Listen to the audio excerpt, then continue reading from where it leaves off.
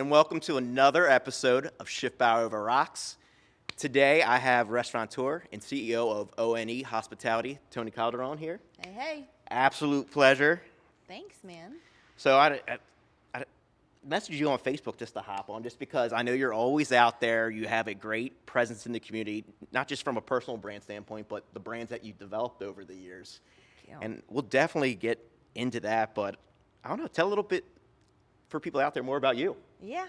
Well, I mean, how much time do we have on this thing? Oh, we got a solid hour and change, you know? Good, I'll fill it up for you. Oh, perfect. So yeah, we're a hospitality group here based in York City to be specific, because hashtag I love York City. Yeah. We've been at the forefront of the developments downtown for now what is going on 11 years. Okay. Toni, my ex-husband, and I, because we're a poster child effort for getting along as ex-husband and wife, working in the restaurant business together. So shout out to Toni. Which is a very rare occurrence. It doesn't happen. No. That's the reason you never go into business with your spouse. You always end up exes, in the restaurant business specifically. So, yeah, Toni and I were set up through our families. Interesting. Yeah, very interesting. So we're old school Sicilian. Okay. Right? And my grandfather was the first pizza shop developed in York City. So back then, in those days, my mom and his family grew up together, and they were supposed to be married off, and they were like, no, we're not marrying the Calderone boys. So then, lo and behold, the granddaughter did. So I moved up to York City because I didn't know who I was engaged to at the time and had to get to know him. So you got to meet Toni. I got to meet Toni, get to know him. So interesting backstory of the two Tonis. So yeah, we work together. We're the best of friends, and we're just building our little restaurant group down here in York City, and then expanding out now with our latest brand, Presto. With York City being a focus really from your journey the past decade plus, I know you mentioned about expanding out. How far do you want to go or see things going? Everywhere. Worldwide. Everywhere. We did start with, Two Toni's downtown being our upscale farm to table type of Concept. Italian restaurant when it wasn't popular at the time. So we started 6 years ago when it was just starting to develop. No, especially regionally in this area. Yeah. Like your first tier cities, you've had concepts like New York and LA, but Yes. that's something at the time was very new to the community. It was, and we were proud to be part of that whole, bringing the new to York. And we accidentally stumbled across fresh pasta.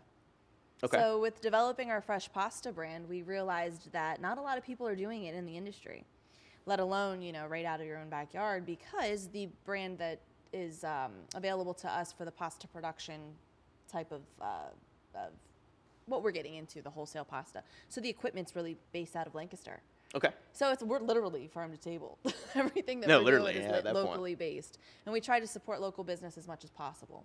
So from there, we just, generated relationships naturally and organically. And I got to know people that were serving, and I got to know the community and what it has to offer. So we shake our farmers' hands and, implement an educational style dining at our restaurant. Teach people what squid ink pasta is, or what pork belly is, or what a true charcuterie board was at the time. Now everybody's doing Now, yeah, everyone's hashtagging it on Instagram. the adult Lunchables is what I like to call them. So yeah, just organically flowed into then what became a brand with what we do locally. And then we realized, being downtown in York City, to be perfectly candid, it was barren. It was hard. It was a challenge. It was a struggle. We were BYOB at first, so. Okay, I did not know that. Yeah, for 2 years we did not have the booze. Yeah, that's a biggie. This would have been our style of bar. We would have pretended that it was coming. We did. We had a bar that was empty in the space, and we had no liquor license. So for 2 years we were the poster child for the economic redevelopment liquor license. Okay. Which the state didn't really let York City know was available. And what that did is provided an opportunity for local restaurant owners who can't afford they were $150,000 at the time. Now they're $450,000. Yeah, just because the sheets and the rudders of the world. Insane. It's just the bidding. It's insane. So yeah, we were on the front page of the paper several times, telling our story of how we were going after this liquor license that was like $50,000, and it was possible for the restaurateur to be able to have a restaurant in the city because it was geared towards redevelopment. And based off of that, we started developing even bigger relationships. So at the time, Kevin Schreiber, I always like to give him a shout out because he was a huge driving force in going after it. He was the economic redevelopment at the time, learned about it, and then he became the state rep. So he took this this bill that, you know, we had to change the liquor laws. We had to change the liquor laws. We did that. We changed the liquor laws. That's a big deal. I mean, especially, I mean, Yeah. prior to It's huge. the current governor, I mean, Pennsylvania was like the 1950s. When I would Right. travel across country, Right. people were like, what, you just can't go to I like a know Walmart it. and pick up a six-pack? I'm like, no, you can't. It's crazy. I know. I grew up in Florida. Like, you would go to 7-Eleven and pick Yeah, up your six-pack. Like, it was no big deal. Well, Florida's a different world, no offense. I know. I miss it. I love Florida. I can't wait to be a snowbird. I grew up on vacation. I mean, literally. It sounds like. Literally. So I moved up here, and I'm like, oh, it's so charming. Look at all the old buildings. It's all down home. I could do so much with this. But then what I really did was fall in love with the 2 degrees of separation. Okay. Like, people were like, oh, you're a Jafrida. I know your family. Or, oh, my God, Alberto's. And then they tell me their stories and what they remembered at my family's restaurant. And that really resonated with me because I never had that growing up. I knew that they had restaurants, but I didn't know just how deep or involved in the community they were. Rooted. So when I moved up here, I was like, oh, my God, I love it.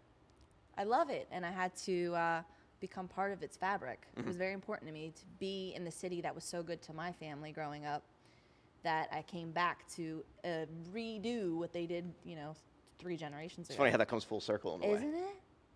It's so cool, and it's something I'm very proud of. So, yeah, we just kept going in all the empty storefronts. So, 2 Tony's happened, liquor license. Oh, we did not get that economic redevelopment liquor license, by the way. All right, so a challenge in that process then. Dead end. You had to call all of the liquor licensees and ask if they wanted to sell them. I'm sure that's a couple hundred. It was stupid. You had to exhaust every route to getting this damn thing. And then they would be like, okay, you can get it. But it turned out at that time, York had too many on the market that... Gotcha. There's like a quota involved with that. At Yep. least 192 Pennsylvania. to be exact. Huh, fun fact. Yeah. That's I know. actually quite a bit. I would not think it would be that high. 192 liquor licenses in York County. I feel like some are just kind of dormant then. They are, and they sit on them. So now with that bill, the change in the grocery stores happened, and then the change in how much they're charged to keep their liquor license in escrow. Fun Gotcha, fact. okay. Fun, no need to know facts. Let's say a little bar trivia. That's what I like to call bar trivia. It's just That's like the true bar trivia. You want to know about like liquor license in this state? You come see me. So yeah, from there we knew that we needed more foot traffic downtown. So with the struggle of 2 Tony's coming to fruition, and we had a great success being, you know, the first restaurant that opened up of its caliber since Left Bank. yeah, I mean, just to give any viewer out there, York really wasn't known 10 years ago to have these sit-down dining experiences. And Right. I mean, you're one of the restaurateurs who helped kind of pioneer that and grow that in a way. Buddy, I will affirm that. That is true. Yeah, it's just- I it's will facts. validate the shit out of that because it was hard. It was a struggle, and nobody really believed in it at the time. And everybody was saying, "Why York City?" And I was like, "Why not? Why not? It's go time." And that's what we did. And thank God it worked. It finally worked. I mean, it took us a lot of, you know, another great memory that I have of that time is, you know, BYOB, you're not making ends meet. No, absolutely not. I mean, just because your average like liquor and beer costs are like 400% markup. Yep. So that's something that you're not Well, getting don't in tell your everybody pocket. that. Oh, it's, I mean, you can do the math now. It is pretty easy to figure out. But we have to keep our lights on and pay our expensive chefs and our fancy bartenders. And, you know, I don't believe in the whole $2.83 an hour thing. So we try to bring up livable wage. Yeah, we try to bring up the expectation in our brand, and that shit costs money. Absolutely. I mean, you're paying for the experience. Yes, we are experience providers. O.N.E is another great experience provided by. So take me back and take everybody back a little bit.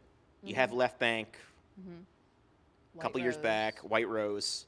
And then you had a harp and fiddle next to us, then May Winds, and then it was dead forever. So it's like, how do we go about creating a new experience in York? I mean, it was really easy, honestly.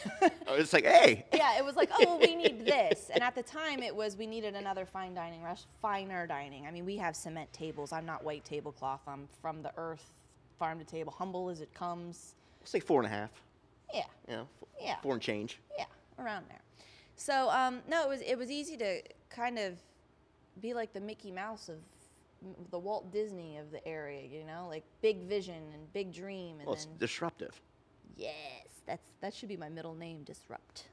But yeah, it was an opportunity to create something that people wanted. I just paid attention to what the need was, and I developed the want, and that's all. and was very forthcoming with developing the relationships that it took to be able to have that support to make it to the next level. So we were BYOB for 2 years. Attracted, I need to take a sip. Yeah, take a We little sip. attracted the right people, It's the not right 10 a.m. investors. We're recording mid-afternoon. It's mouthwash, remember? Mm-hmm. So, we needed more. We needed an abundance of restaurants that weren't there yet to happen. And I knew at the time it couldn't be me doing it all. Yeah. It still can't be You me need a doing team it all. effort, and that's And we something need you a do very community well. effort. We need more even people. bigger than that. Yeah. We need more people to believe in the city and become part of it, want to put their businesses downtown. Yeah, and even it's, I would imagine, getting even your out-of-towners who are not necessarily living in downtown New York, but they frequent often. Correct. They come every weekend. Correct. Or they come bi-weekly and Yep. support. Yep. So interesting you say that, because the city dwellers, the city livers, the city residents was something that I saw that a bridge needed to be gapped there too. A gap needed to be bridged. And that was an end game for me. Like, I saw, okay, I can't do it right now because we got to bring in the masses to spend the money. But eventually we've got to develop a concept that makes the city feel like they have a bar to go to. Yeah. You know what I mean? Like this is our spot. Caters to, yeah. So, trying to let you into my strategic mind.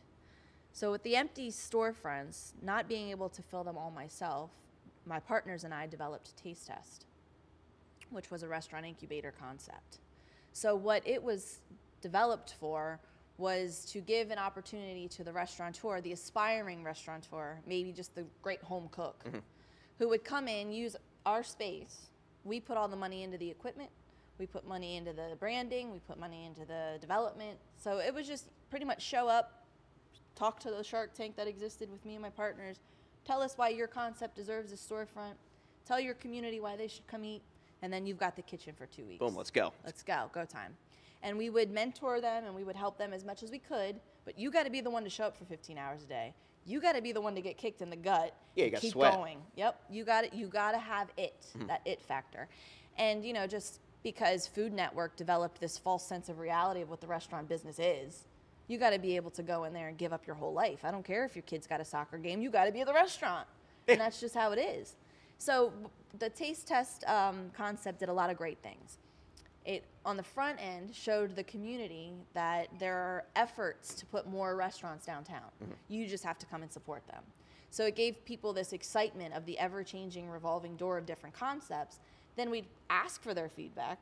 So it was like a live Yelp review. Like, tell us what you hated about it so we could fix it. No, yeah, it's like, let's be honest. This Yep. is a platform for us to be honest. Yep, and it was fun. It was interactive, it was engaging, and it gave a lot of people excitement to come downtown to a space that they usually wouldn't come to in No, Royal Square. I know exactly what you're talking about. Yep. That a couple years ago, it's just like you just didn't frequent. You just didn't that go wing. there. Yep.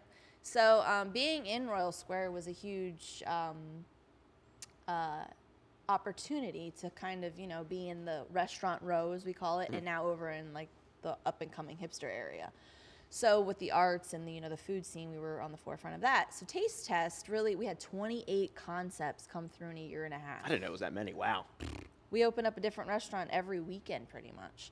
And then if you were one of the ones with the it factor, you were provided an opportunity to run a full-fledged restaurant for 3 months in the bigger space. Gotcha, okay. So from there, we would hope that you would get what you needed, get the investment you needed, and then go on to Go open up permanent. a storefront in the city. So that's how you got Hamir's. Hamir, is an example of the Taste Test success story. It was a big win. Big win for the community. Everybody wanted Indian food. Hamir had a great reputation locally. Everybody loved him, but he wanted to get his feet wet with what it felt like to run a restaurant. Do I want to do this or do I not want to do this? And that's what Taste Test provided. So we're very proud of that. I mean, Food Network came after us. They really? They wanted to do a whole series on us, and we had, our own team recording everything that was happening from behind the scenes. It was a big undertaking and a very expensive one. I can imagine. So everything that People don't necessarily see all the behind the scenes stuff. I need a It's drink to that one. all glitz and glamour, it looks like, but I mean, there are blood, sweat, and tears, but there's a lot of blood, sweat, and tears on the other end, too. So much. All the logistics and organization, I can imagine. So much. I mean, from developing the logo to trying to nail down what they wanted as their vision. People don't realize how difficult it is to develop logos and brand concepts? So much pressure. I mean, I would love to hear more about your kind of processes and experiences with that. People just think, oh, open up this restaurant and this is the logo and this is the name. Oh, no. No, It's so, there's so much involved to your color scheme, like from your color scheme to the font, to how bold it is. Are you going to be striking it in their face? Because then there's the experience behind that back up the striking logo. Is it going to correlate? Yep. Is it too trendy? Will it be out of style in 2 years, 3 years? And that's a big challenge in the hospitality business. Yeah, because everybody's doing like the cross forks and then like, how long will that last? Because everybody's doing it. Pallet board. Yeah. Pallet boards everywhere. When I did it, I was like, oh, I'm ahead of the trend. It's everywhere. Edison bulbs everywhere. So it's hard. I lose track of how many Edison bulbs I see out. They're everywhere. They're driving me nuts now. I got to do something about it. So we're renovating the first floor of Toni's just because I can't. They're out. Yeah, we're done. You gotta, just like my outfits. You got to be on trend. You got to be on point, and you can't just get comfortable in the restaurant business. You have to constantly evolve. Now your signatures, like you like going to the mom and pop joint in the corner of your town. Yeah, there's some timeless spots. Yeah, we're not. I don't want to be that. I grew up in that. I want to be the opposite of that. I want to be ever coming of change and just constantly bringing the new and fresh. Same good food though. Yeah, that's consistent at quality. It's having those kind of core values and tenets. Correct. But yeah, to teach a new restaurateur everything that I went through, right? Like, let me save you all the money that I spent in my college days. Yeah, and here's this opportunity. Yeah. This is what we're going to do. Let me tell you what I've already experienced and what I've already wasted money on to learn what not to do. Let me share with you my experiences, and then you could take it and run with it and open up your own place. I think even more importantly, time. Yes, it took yes. The time factor is a huge thing in that regard. Yep, because I mean, I'm only 36, but I've got 50 years of restaurant experience under my belt just because I was constantly around my family's experience. Yeah, likewise. Right? So you use that as an asset. Like, I didn't just start this. I was born and raised in it, like my son is now. Like, I tell people I grew up in a bar. I love it, right? And you did. Oh, literally. Right. And that's just our background. So just like you have great attorneys who are generational. Yeah, it's just almost in your blood in a way. Yep, 100%. I mean, you wouldn't really know it unless you were born into it. So. Yep. And nobody can tell you any different. I don't care if I don't have a degree in hospitality. I am hospitality. You don't need a degree in hospitality. You don't need a degree. You don't really, I mean. Let's don't even go there. You don't need a degree in anything. College has its pluses, but like, you really don't need a degree in really anything unless it's super technical. Although. I want my surgeon to have a doctorate. Yeah, you're messing with my money. If you're messing with my body and you're messing with mine, you better have a degree to back there's it three. up. But you can make me some food and make sure that your doors stay open. There's a lot of regulation though in our industry though, so there are constant certifications. Yeah, which is a whole nother. Yeah, so I mean, I'm not like throwing shit at the wall and hoping that it sticks. No, unless it's pasta. If it sticks to the wall, it's cooked right. Good, fresh. That's right. But no, taste test did a lot of good for the community and a lot of good for me. I learned a lot. I learned a lot of what it means to be a business person that's holding yourself accountable to people's hopes and dreams and what the community looks like and how to deliver different concepts to the community. And it's a huge responsibility. And then it's a lot of pressure. So much pressure. And then, people don't understand that they're not overnight successes. No. And it's your fault. I took all of the profit I made from Two Toni's and dumped it into Taste Test. Mm-hmm. So it came to an end because I couldn't keep doing that. Yeah, it becomes unsustainable to an extent, certain things. Right. I wanted to. The concept itself was successful, but restaurant startups are the most expensive there are. And to keep doing them over and over again, 28 times in a year and a half, you could imagine the math of what it took to open up something, keep putting the food costs into it, and then try to deliver a profit. So, just the complexity of the business model didn't work out, but the concept did. It's not a dead issue yet. It's just on ice. Hey, I mean, I don't know what kind of things you got in the works in that, but you always got pop-up appeal with that. Yeah. It could almost be like a series that you just rotate and do it so often. Yep. And Taste Test is back for a month or two. Yeah. Which was what we were gearing it up to be always anyway. But the end game for that is my ultimate game changer and why I did it to begin with. So. Okay. You want to talk more about your why and why you do things and on a day-to-day basis? Yeah. Yeah. I think it's always interesting to find out, you meet people, you hear about people in the community, their various repertoires and their successes, but it's really like, why do you get up and do what you do? That was a great book, Your Why. Did you read that Start book? with why? Simon Sinek. He's actually going to be in Lancaster later this month. Stop it. Yeah, I'll send you the information. I need to know that. It got rescheduled from earlier this year, but I'm pretty sure he's still coming to Lancaster. Oh, well, I'm going to have to look into that. Yeah. I didn't know he was coming. That's a big deal, because The Leaders Eat Last book is another great book. Yes, that is good. Yeah, so I like to read a lot on my off time as to why things happen. So, my why, it's a deeper one. So, being born and raised in the restaurant business, having an aggressive serial entrepreneur as a father, professional blackjack player, risk taking's in my blood too. That's a fun fact. Oh, it's a fun. I wanted to get into that. So how we kept our doors open for the 2 years we were BYOB. My dad, this is a true story. Really? True story. No, these are like the golden nuggets yeah, that I they love are. finding out about people. Yeah, it's a fun one.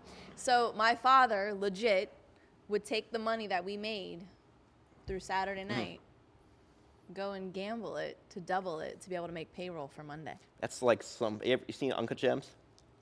That's like some Howard Ratner shit right there. That was some shit. So not only were we stressed out through the week, we had to be stressed out on the weekend. What's Dad doing in AC? He would guarantee my money, though. He hasn't texted us yet. Yeah, well, no, we would be there. I would reap the benefits of him going to gamble. We'd have the nice dinners. Oh, no, I'm sure. Take my money, go gamble it, and then I'll get spoiled on the side. No, that was a true story, intricate part of my success story. Risk-taking is naturally in my blood. But there's the other side of that. So being in this business and learning about people, right, in any business, my father was very verbal and vocal about the hates that he had for what corporate America was doing to his then position. So my father was also a produce broker. Okay. And being a produce broker... Yeah, I cannot imagine the government relations. Awful. I mean, the stories I even heard about the avocados. It was very candid in my household. So him describing what it felt like to feel the pressure of the middleman getting squeezed out yet again because corporate America was making more and more money, and they would go directly to the farms now.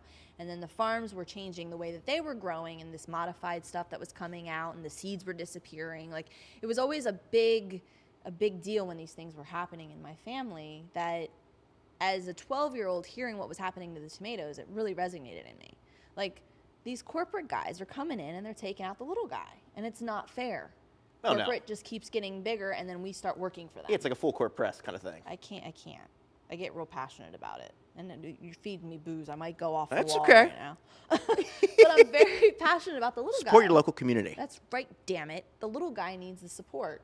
My grandfather was the little guy. My grandmother was the little guy. They had the corner steak shops. They had the corner grocery stores. They had the corner food trucks. Which back then, I can imagine they knew everybody. Who came in? It's the way it should be. Like, you know why those windows bow out, the bay windows bow out in all these cities' properties? It's because they would poke their head out to see who's at the front door. Okay. And they'd talk to their neighbor right next door while they were upstairs. Hey, let me go downstairs real Yeah, quick. it was this whole building a fence and not extending the table shit drives me crazy. So that's my why. If I have a little piece of the world, a little corner of the world, I will not have a boss. I have thousands of bosses on the contrary. That my community tells me what I'm doing right and doing wrong. And I pay attention to that. And if I have a little corner of the world that I own and I dedicate my life to, I'll be damned if it's not going to be a place that makes a change and makes a difference and leaves something bigger behind. My legacy is going to be my son, right? My father recently passed, and he left me what he knew. He left me what not to do, and he left me all the tenacity and gumption that I have to keep going no matter what. Yeah. Like, get knocked down and get the fuck up. Yeah, exactly. You know what I mean? Like, okay, you got the wind knocked out of you, get up, wipe your face off, let's go. We're working 70 hours this week. That's right. Like, what, they didn't like it? Oh, poor thing, get up, go. You know what I mean? Like, it was never a coddling moment. It was a toughening up moment. So I like to call him my Mickey. So Rocky, he was my Mickey. Yeah, like, all right, get up. And I was this little baby girl, but I was also raised to be tough and be able to endure what it means to be in corporate America. Sounds like he, really taught his experience for you to be a leader. Of Correct. in your own way. Correct. And I'm ever grateful for that. I mean, he saw both my parents saw it in me from a young age, and my mom helped me with the poise and the grace and the class, and then my dad helped me with the motherfucker. You know what I mean? Everyone needs a little motherfucker in them. Everybody needs a little motherfucker in them. So, yeah, it's just figuring out what and how to leave something bigger behind as a legacy. Money. I have no respect for money. I've seen what it does. Money is, to me, a byproduct of success. It's a trophy. And value. It's like if you're giving out value, you're going to receive value in some capacity or another. Correct. It's not the end game. Nope. And all of these people that are selling their knowledge online now, like the Grant Cardones and all that, money-driven mentality, I'm not with it. Yeah, I mean, it makes me cringe. Yeah. Where I see, I don't care how successful they are, entrepreneurs and business owners, like on Twitter and Instagram, where they've only been in business 1 or 2 years, but why am I going to buy a course from you? Right. What is your experience? Right. Maybe 10, 20 years coaching or something in that regard, but it's just like, who are you? Right. What have you done? Yeah. You're 20, 30 some years old. Yep. That's true. And it's becoming more and more the thing to do. And I see where it's headed. I think it's a cop-out, quite frankly. It's short game, short money. No, I mean, it's money play. That's what it is. I have a little moment or I got a temporary win. Yep. So Let me let's milk it. capitalize on it. Yep. And I've been working really hard and strategically towards a bigger end game for myself. And it's community driven, period. So my why, I have a lot of whys, but my biggest why is to leave something behind for the little guy, the underdog. Everybody loves a great underdog story. Oh, absolutely. And in a world that we're being, beat up constantly. Yep, and taken over by the whole method of consuming. Everybody's in this consuming lifestyle in America especially. How do we give an opportunity for the little guy to come up on top in their own communities? How do we make it look a little bit like it used to look when the immigrants were coming over here and, trying to find, they still are, but the immigrants that came over from my generations past, they came over, opened up their restaurants, and became part of the community fabric. That's what made your small town America. Now you go to any other town and it looks like the same thing. It's hodgepodge. It's so the same thing. It's Chipotle's, Walmart's, Target. Here's this concept, here's that concept, here's this kind of bar. Yep. And, I went to McDonald's as my first job at 15. Okay. To learn how they did it. And paid attention because, again, I had all that experience under my belt. So at 15, I was out the gate trying to learn how others were doing it.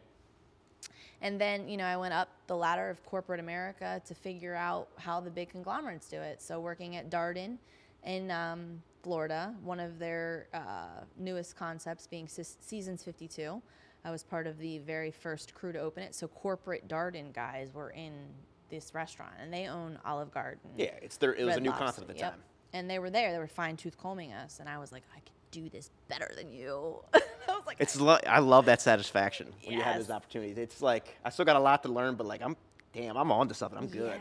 Yes, and I had a lot of good mentors. So my manager at the time took me aside, and he's like, look, I know you're going to open up your own stuff one day, but right now you work for me, so do it the way I ask. And I'm like, all right, fine. Stay in your lane. Yeah.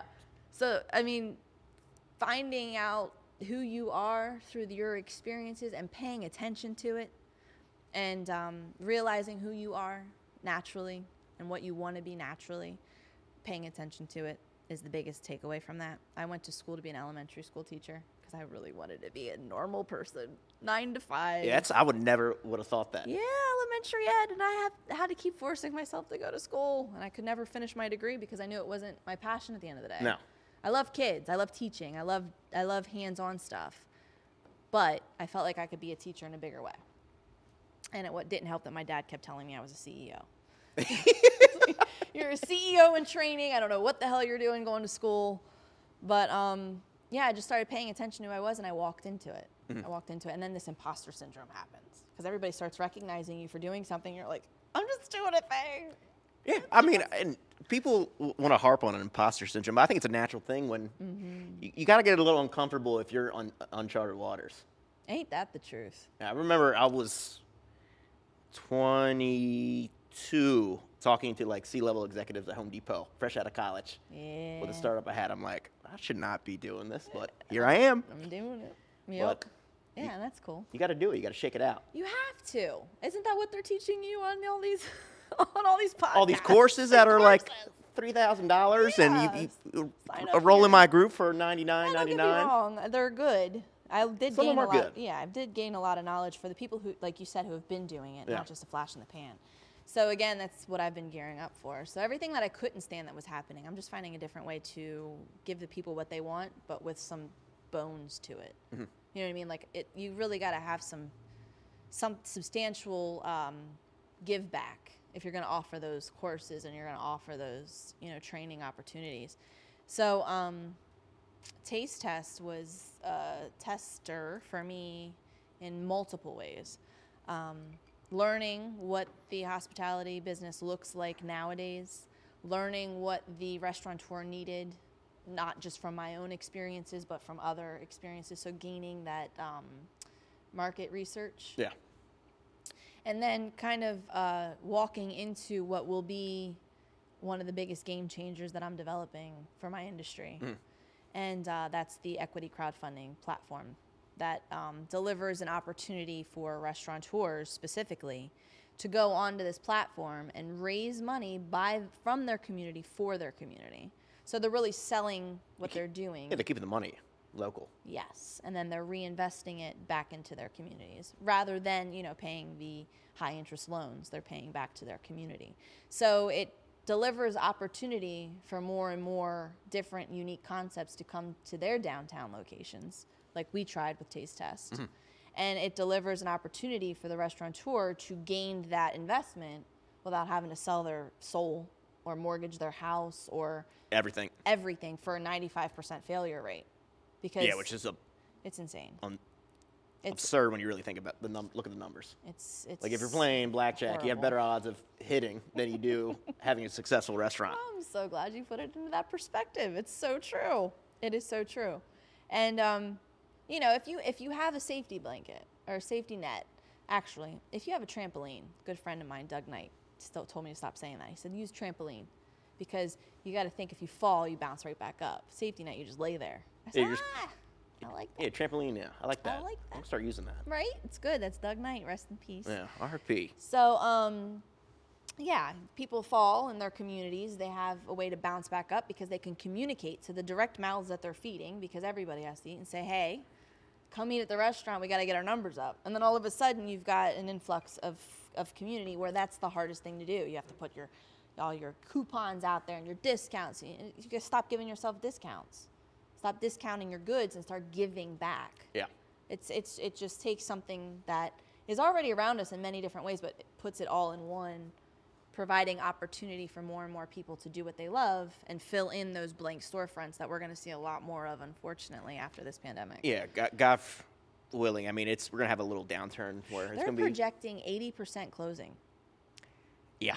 I've saw that. It's going to be a slow burn this next 12 plus months. Disgusting. We haven't even started to see it yet. Yeah, we're like 12, 18 months out. Mm-hmm. So it's going to be interesting, but... I notice I drink after the most stressful things get brought up. not to make that a crutch. We all do, though. Yeah, right.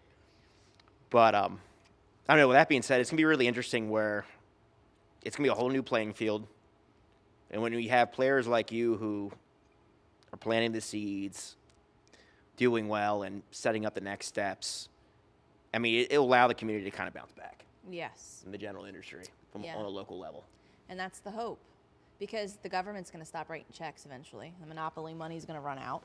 And, we can't depend on them to get us out of this shitstorm. So we've got to kind of create a way to get out of it on our own. And I'm hoping, which I know it's going to be a huge driver, to create a space where these restaurateurs can make their comeback and sell back to their community.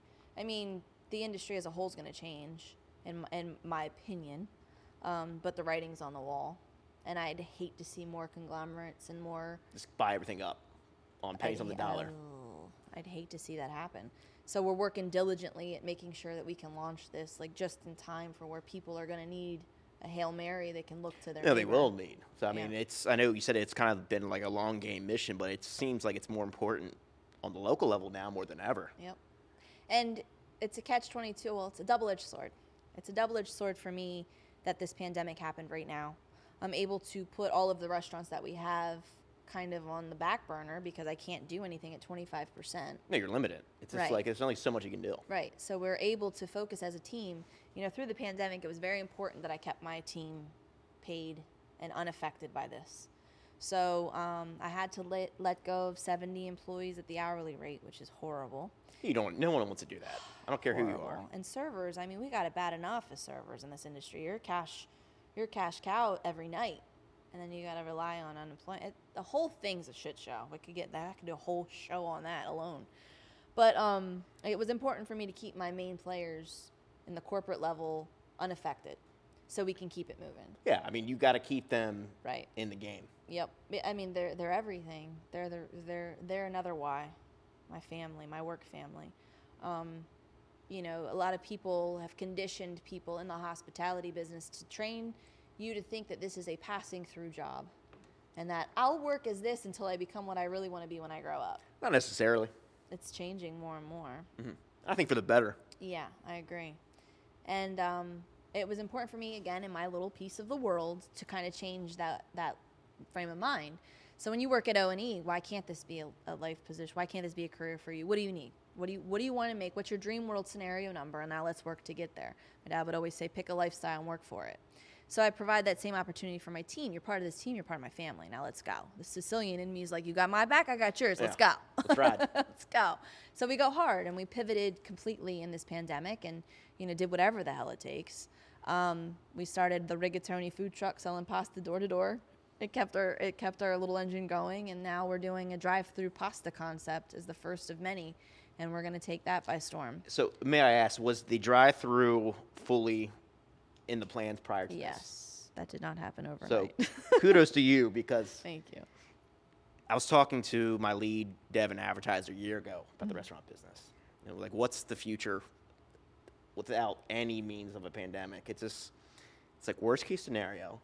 Your concepts that had the most success are going to have delivery functionality across channels, a drive-through. So at this point, I'm like, everyone needs a drive-through. And it makes more people more comfortable. I don't have to go in and get carry-out. Yep. Oh, drive-through. I know. Convenience, convenience, convenience. How can we get as many cars and as many people fed and in as many outlets as possible? So I took the noodle and I figured out every way to sell it. Mm-hmm. Literally every way to sell that noodle. And the drive-through concept was something, funny story, developed as my first business plan at 17 years old and failed entrepreneur class because of it. It's funny how that just comes back. Isn't it? Oh, man. And you know, shout out to your teacher who failed you. He watches. He sees. He knows what's up. But he taught me a really good lesson, and I'm ever grateful for it. So, funny story, a little off track, but That's exactly okay. who I am. My entrepreneur class in my senior year, I set up, we had 3 classes in my high school. Your day consisted of 3 classes, and that's it. So really? It was block schedule sucked. If you have ADD and you had to stay 2 hours in one class, Yeah, I'd be freaking out. Oh my God, it was awful. So I set up my whole high school career based on this scholarship you can get. So you could get a 75% paid scholarship walk-on to any university in the state of Florida if you did XYZ through your whole high school career. So from 9th grade, I had this plan. It's a good play in theory. It was. And my dad's deal to me was, you get this scholarship, I don't have to pay for college, I'll get you your dream car. M3, baby. Let's go. Ooh. I was on it. And I did all of the community service hours. I did all of the sports I needed to do. I took the SATs 5 times to get that score that I needed to get. And I was committed. So the last, this pisses me off every time I tell this story. The last trimester of my high school year, my senior year, you're able to leave for lunch, right? Yeah. So I set it up that it was like skate. You had to have a certain GPA, and I always ride the line. So I was right at the line. And you get your scholarship. So it's my last trimester, and I set up my block scheduling to be dance, acting, and entrepreneurship. That's in the bag, right? You're filling in. I got this. I'm going to ride right in, and I'm going to pull up to graduation in my brand new car. 3 days before I graduated, my dad got the car and was sitting in my driveway, and I couldn't drive it. It's a true story. My mom's here to attest to it. True story. So this car, candy apple red, sitting there in the driveway, and I'm like, I got this. And you're I got probably like, this. Yeah. So my entrepreneur class, we had one freaking assignment: make a business plan. That's it. A whole semester or a whole trimester, we worked every day in that class to make a business plan. Again, I'm from entrepreneurs. I got this in the bag. So he failed me. He fucking failed me because after lunch, I never went back to school. I made a beautiful business plan that you could literally take and open up. This drive-through pizza concept was my idea at the time, slices in a New York minute. I like the branding tagline. Right? I had it in the bag, In a 17 New York years minute. old. Yep. I had the location. I had everything. I talked to the township. All that experience, right? Missed 30 classes of 33 because I thought, well, I don't have to be here. I'm taking the day off. So after lunch, I never went back. He I don't failed blame me. you. It brought my GPA down, and I lost my scholarship. True What did Dad do story. with the M3? Brought it back. I can see it. Immediately brought it back, and I was sick. I can see. I've my never met the man, but I God. can see him just like. He was. And my mom more so. She's more of a stickler. And nope, it's going back. That was the deal. You didn't keep up your end of the bargain. And I said, oh my God, I did all that work my whole high school career. I already know. I called a meeting after graduation with my principal, the teacher, and my parents. And I said, we got to do something about this. And my principal's You're like, trying to anything at that point. We're exhausting all options. I was negotiating after graduation. We got to do something. I got to be able to do something to be able. And my teacher looked at me with my principal and my parents in the office. And my dad's like, what are we going to this meeting for? What are you going to say? I was like, I don't know, but I got to figure it out. I got to have a negotiation. I got to have an extra credit assignment, whatever it takes. I need to get that scholarship.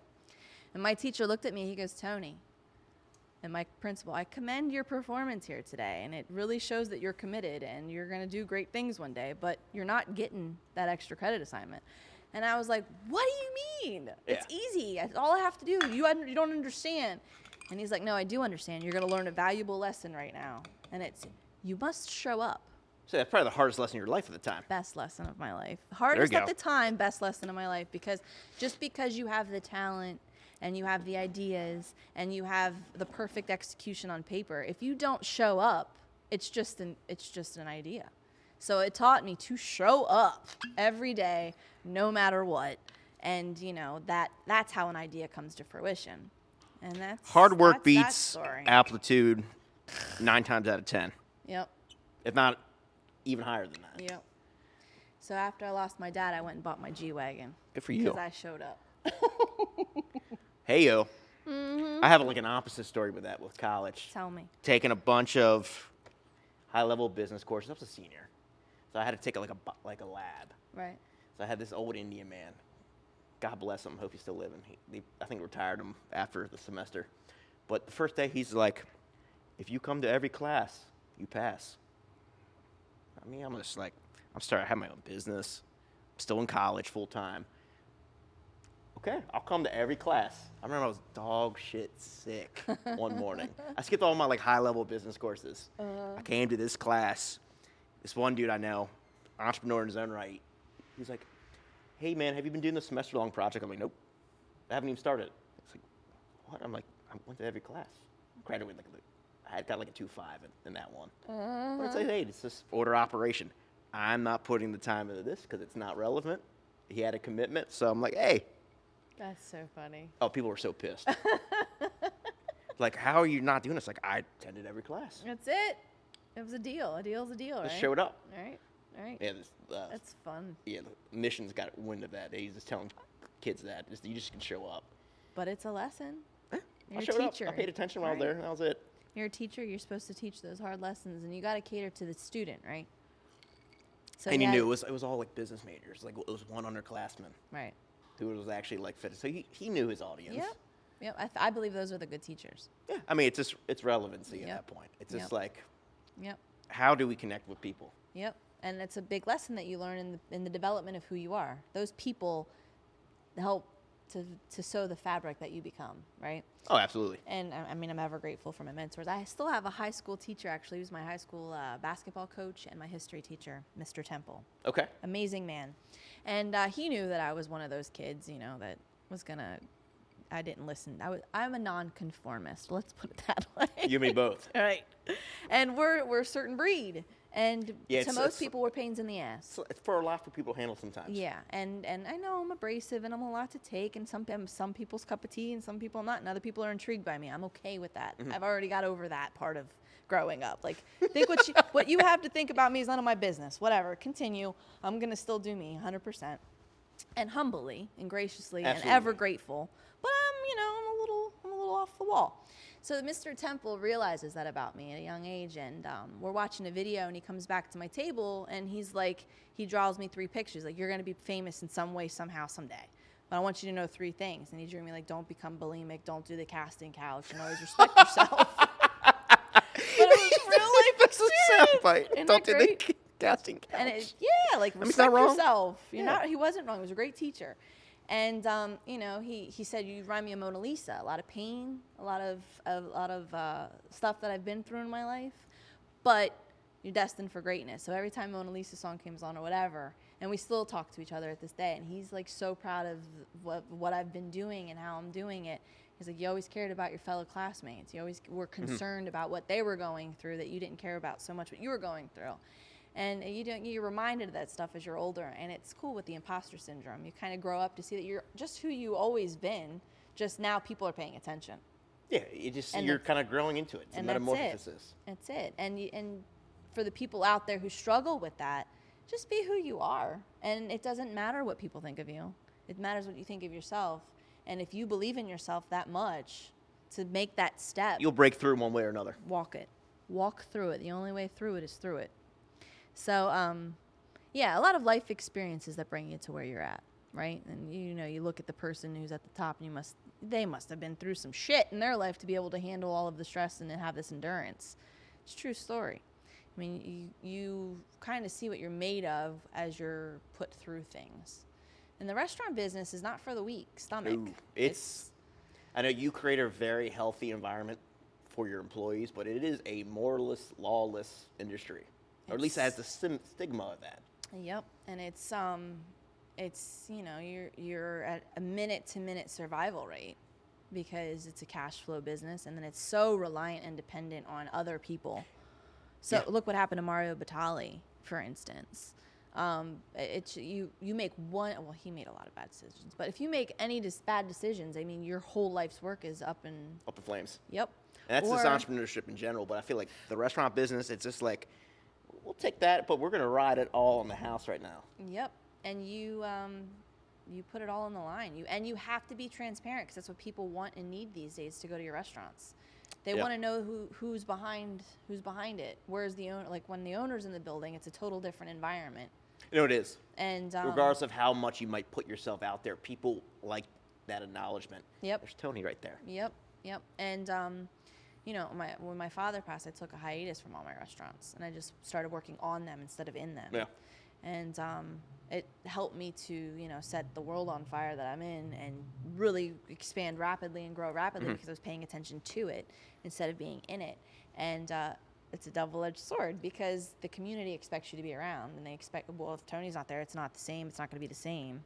So that's a challenge for me too, because I'm trying to take Presto to a national brand, right? And I'm trying to do this raised steak, and I'm trying. So it's what's going to happen to Toni's, what's happened to Cantina. It's just, even if you got a great team, it's just sometimes the tension level might deviate a little bit. Yep. Still high quality, but it might get a little less than it normally would. Right. And nothing against you, but it's just we're all human. Right. And I had to be okay with that. So I had to be conscious about the decision I was making about stepping out of the forefront. But I went to corporate to learn how they did it. And I can guarantee you that the CEO of Darden is never at the forefront of their restaurants. No, I mean, it's good that you've done that and you have the perspective, but to grow really any industry, you got to work on the business rather than in the business. Correct. I mean, I've learned that myself. Yep.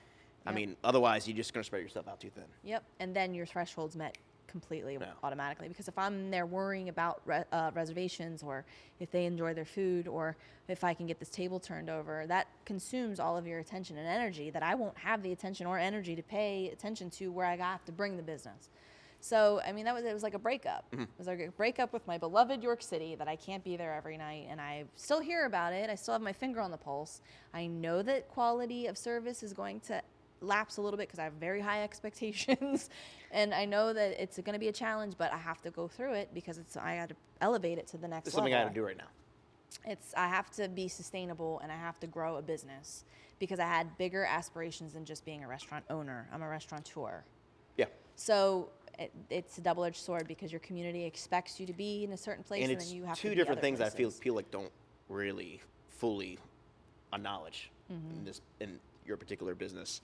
I know a lot of great restaurant owners, and they're brilliant. They could be brilliant restaurateurs. Yeah. Just something mentally, it's just they can't separate that gap. They can't remove themselves from the business for whatever reason it may be. Yeah. See, I can do that. A lot of people can't. Yeah. It's a lot of trust. It's control, because when it's under your control, you know it's going to go as smooth as possible. But you start giving my family has this. My grandmother is 86 years old, and she's like, I don't know how she does it. How is she not at the restaurant? She talks to my mom, how is Toni not in the restaurants? I don't get it. I don't understand. What's she doing? But yeah. And then my grandfather would be like, who's paying attention to the money? You know what I mean? Like, it's that you have to know what everything's happening at the same time. And my mom's working in the restaurants, and she's like, this. She gives me like lists of things she's seeing, and I'm like, I don't have the I don't have the energy for it, Ma. I can't know what X, Y, and Z is happening. I have people to handle X, Y, and Z, so to bring it to the people, and then they'll handle it, and then it's just like you're aware of it, but you're not like fully. Yeah, Right. you just can't be if you want to take that next step. Right. Well, you hire people who can be. Correct. It's and like you I'm paying you, and I empower trust them. you, and empower you to do this for me. Empowering them to figure out the systems. So there's definitely a gap in how things used to be and how things are done now.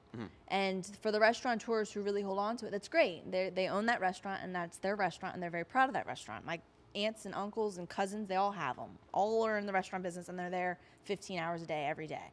And that's great. That makes them a great income. It makes them, they have something to wake up for every day, but they're business owners. I'm an entrepreneur. So I don't just own my business. I have several businesses that I have to tend to, which requires me to have a much higher salary payroll.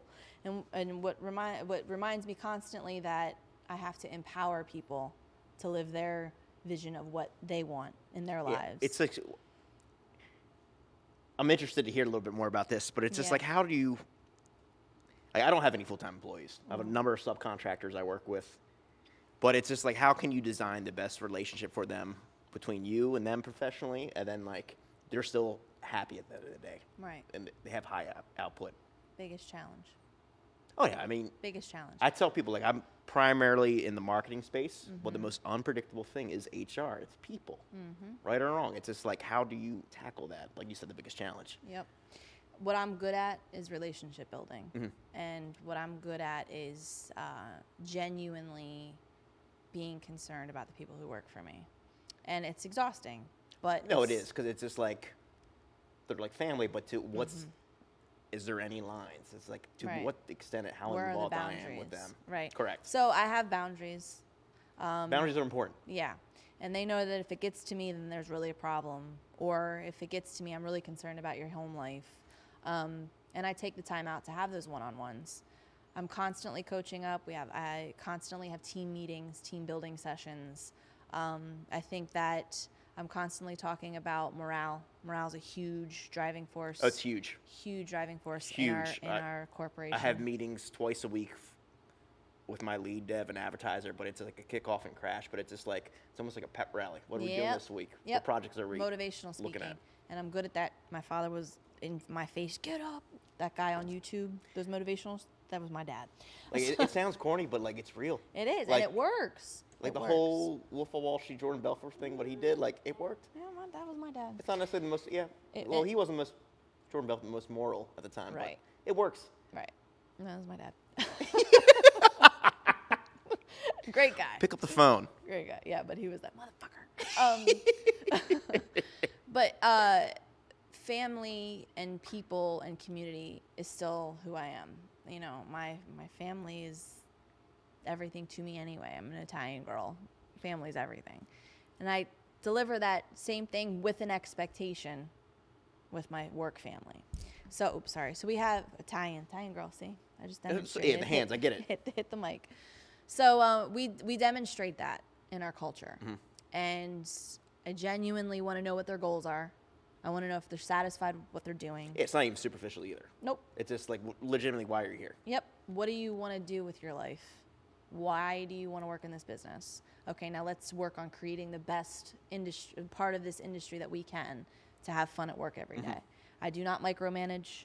I hated being micromanaged. Yeah, micromanaging I is won't do overrated. it to people. I believe in good leadership.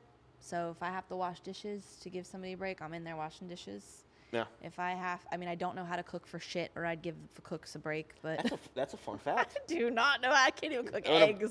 I burned restaurateur the eggs the other cannot day. cook. My dog wouldn't even eat them. I cannot cook. It's so true. I can't either, so it's okay.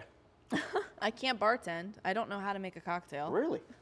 I've told her I made the best Bloody Marys, but Really? the cats were always hungover. Well, I did like a Baltimore special. My dad used to own a bar in Baltimore. That's For cool. those out there, so I always put Old Bay in it. But That's I'll put a little cool. extra because I like spice. Yeah. See, I can't even do that. I do not know how to make a I cocktail. would be rusty as hell right now. But you have that to ever fall back on. I can't even become a bartender if this whole thing blows up in smoke. Yeah. I can be a blackjack dealer, though. There you go. I was a dealer for 3 years.